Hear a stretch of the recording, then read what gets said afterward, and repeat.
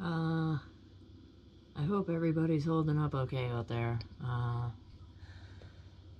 know you're probably not. From every day is a fresh new nightmare.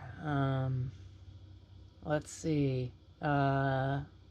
SNAP food stamp benefits were supposed to go into people's accounts 2 days ago.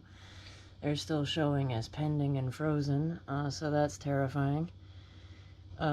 He's cut more than 70 million people in this country off of Medicaid, including people who depend on it for life-saving stuff like insulin and, oh man, it's just, what a fucking nightmare. He gutted funding for cancer research, including people who are currently on life-saving medicinal trials. People who are on trials for life-saving medicines. He just cut off funding for that, and it's just hard to keep up with the dumpster fire train wreck of destroying the country and all of the social services that we depend on. Especially as we grow older and need to, retire. Yeah, this is terrifying, and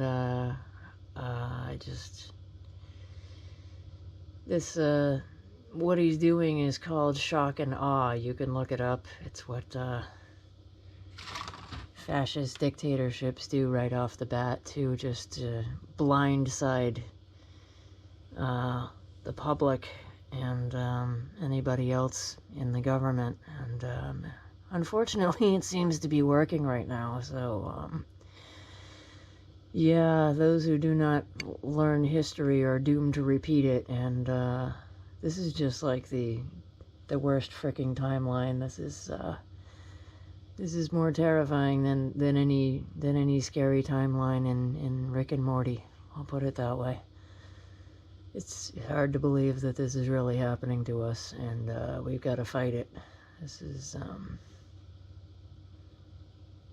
just ridiculous. I mean, they're gonna have us all homeless and hungry and ragged in the streets if we let them. So, I mean, I got an email the other day about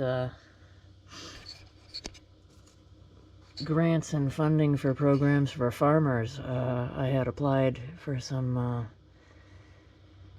stuff and was inquiring about other things, and that's all on hold because he illegally froze all the money for it. So if you have a high tunnel grant or any type of beeline pollinator habitat or any clean water initiative or any type of funding for equipment or land or anything through the government right now as a farmer, it's all frozen, which is terrifying. You can lose your entire farm, your equipment that you're financing, and lose your income from the programs that keep our watersheds clean and our, pollinators pollinating. And it's just